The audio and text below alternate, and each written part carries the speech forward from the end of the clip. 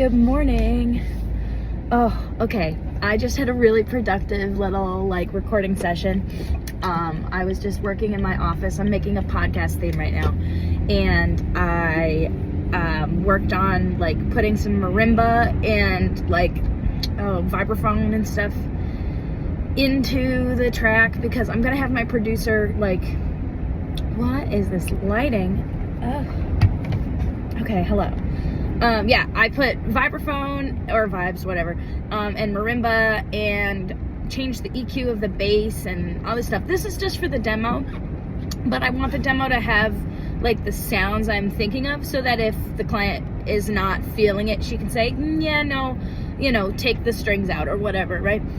So I messaged my producer. He's gonna help. He's gonna do a lot of the drums and a lot of the mixing and stuff. I'm good with putting in the, all the sequencing all the piano and sequencing all the other instruments and whatever, but I am going to definitely let him handle the drums and the mixing for the majority of that. I can do a little bit of, I can't even do a little bit of mixing. I can just change volume levels so that things sound good to me. But I have never studied mixing and mastering, which is, it's a whole other, it's like saying you went to school for business and then somebody says they're an accountant. It's yeah, it's the same, but they're also not the same at all.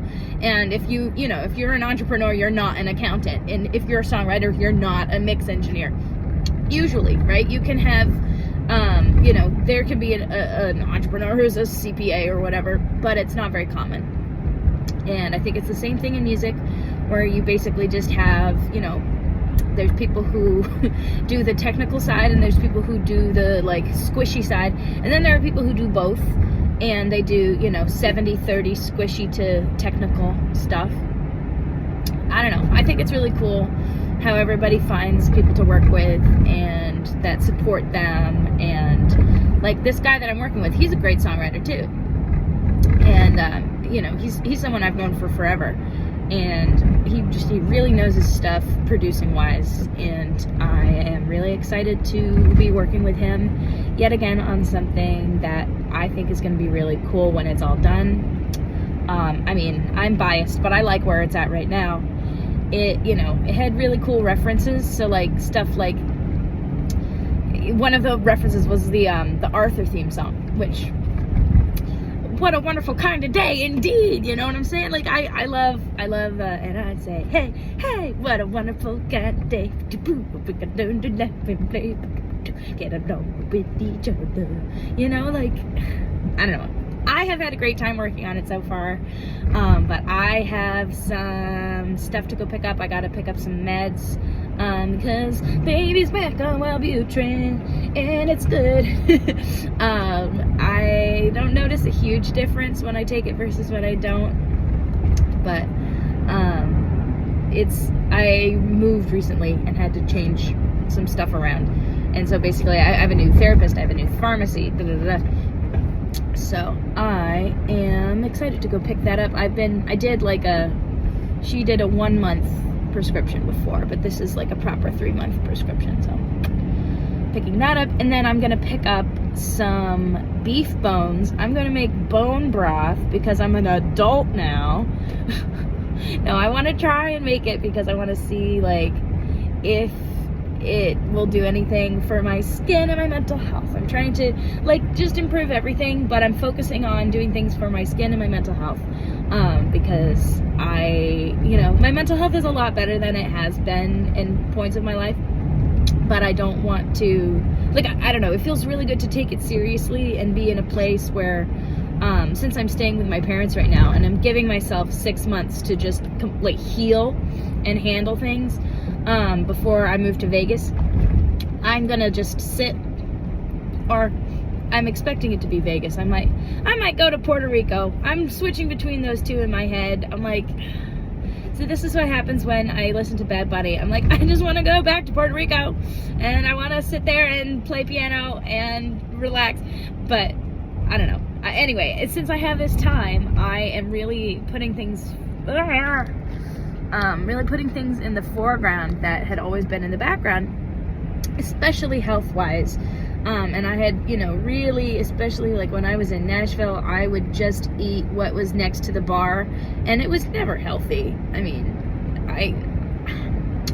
I never really took it seriously. Like, I could have gotten the healthy things, but I didn't take it seriously, and I didn't want it to be, I was very much in cheap dopamine land, and that's fine. I mean, it's not, but I forgive my younger self, and I see you, and it's okay that you want to eat a hot chicken sandwich and like popcorn, like caramel popcorn. It's okay.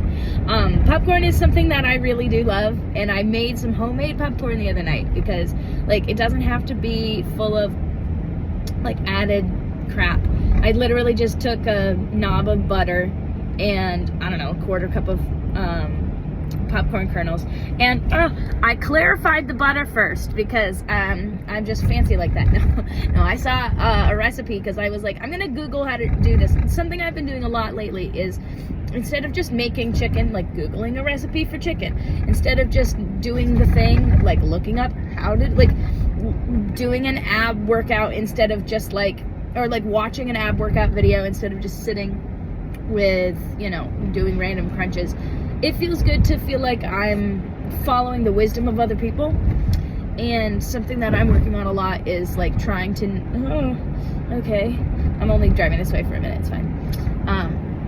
But something I've been working on a lot lately is just like, what can I do to be, like, what can I do to make sure that I'm not trying to think that I know better? Because that was a big lesson that I got in this past year, is I hold myself back when I think I know better, and the reality is a lot of the time I have a skewed or incomplete understanding of the thing that's being discussed. And it's not that I'm stupid, I need to do more research, basically. And because I'll kind of think one way about something, and a lot of the time it's just not. Like a lot of even music stuff, or especially music technology stuff, I'll be like, well, that's not how that works. Or, oh, it's like this. And it's like, it's not. Oh, okay, that's not. Nice directional. Jeez. There's like a fork, and if you're gonna turn, you take the first fork. Anyway, whatever.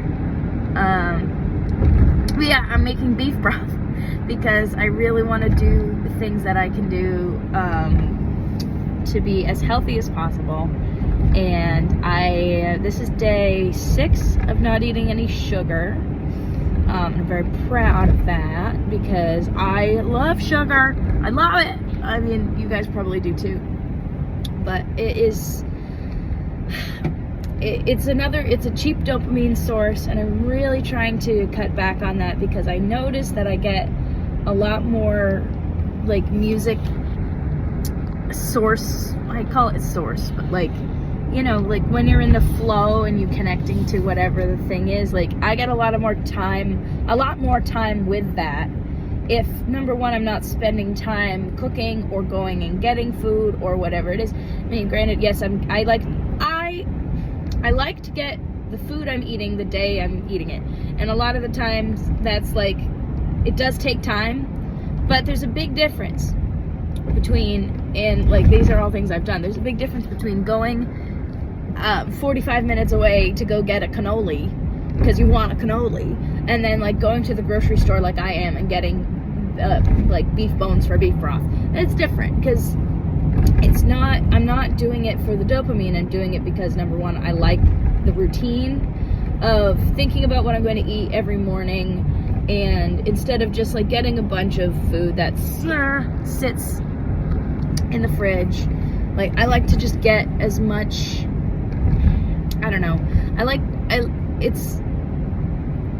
I just like going to the market in the morning and being like, I'm gonna have a cucumber today. It's a simple little thing, but it's also, as I'm trying to build up my confidence, because like I want to work on it. I want to work on my confidence and be a more confident person. Something that really helps with that is small, like teeny tiny wins. So something like saying, I'm gonna go to the grocery store. and then going. Like, I don't know. Or I'm gonna go and get healthy food and not get anything that's, you know, I'm doing no sugar, no grain. So like, I'm gonna go to the grocery store and I'm gonna follow my no sugar, no grain. It seems tiny, right? But it number one, it enables you to do the habit, because if you're going and buying healthy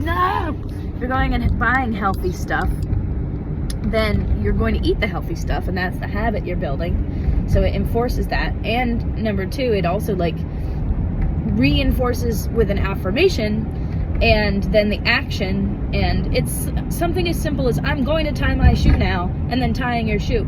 If you don't keep promises to yourself, that is how you lose confidence. So by the other side of that, if you do that, like if you keep little promises or big promises, but a lot of little ones to yourself, each of those is a rep. And if you do enough reps, the muscle will grow. And, or at least that's the hypothesis that I am testing. So we're at the pharmacy. We're in the parking lot. All right. I'm going to post this while I'm sitting here and then go inside. Okay. Bye.